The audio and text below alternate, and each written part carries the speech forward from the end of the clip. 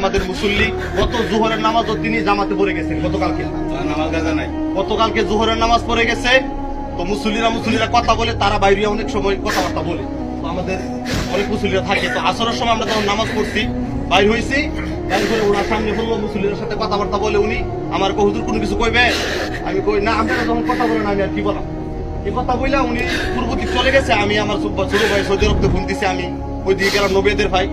হঠাৎ করে মনটার মধ্যে একটা কি জানি একটা ধারণা এলাম, না নবী যায় না, সামনে দিকে কথা বলতে বলতে আইলাম, এমনি উনি আসতেছে। উনার ভিতরে যে ভয় দেখলাম আমি দেখলাম যে মানুষের মৃত্যুর আগে যে মানুষের চোখ আর চেহারা আগুনের মতো যে লাল রক্তের যে একটা চিহ্ন, তো আমারে বলতেছে সারে শরীর গাম কাপড় গুলা টাইনা হইলে লিতেছে, বলতেছে হুজুর আপনি আমার কোনো মতে বাড়িতে নিয়ে পৌঁছান।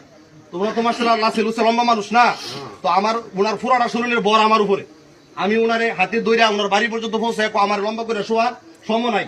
আমি বলি আরে আমরা প্রেশারটা একটু নাপ দিই না, সমস্যা হয়েছে কিনা।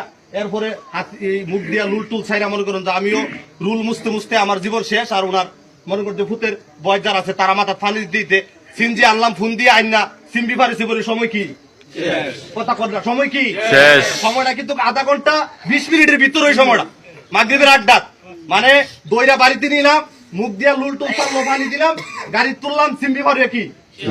এই কথাটা কেন বললাম, যে হযরত আলী রাদিয়াল্লাহু তাআলা নবীজি জিজ্ঞাসা করেছিল, আলী তুমি মৃত্যুরে কতটুকু দূরে মনে করো?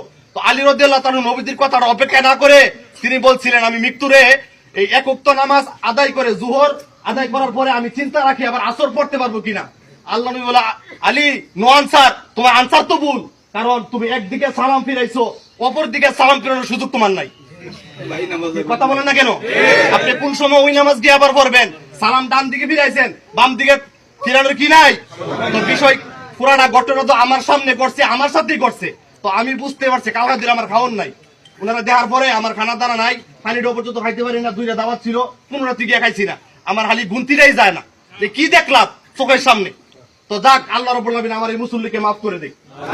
নামাজগুলি মসজিদে এসে আদায় করছে, এরপরে জিজ্ঞাসা বলে, হুজুর আমি তো ফাউর হাডুর কারণে সেজদা দিতে পারি না, বইয়া ফল লইবুনি। আমি হ্যাঁ সমস্যাটা আমি বাড়িতেও করতে পারে, সুযোগ তাহলে মসজিদে আসবে।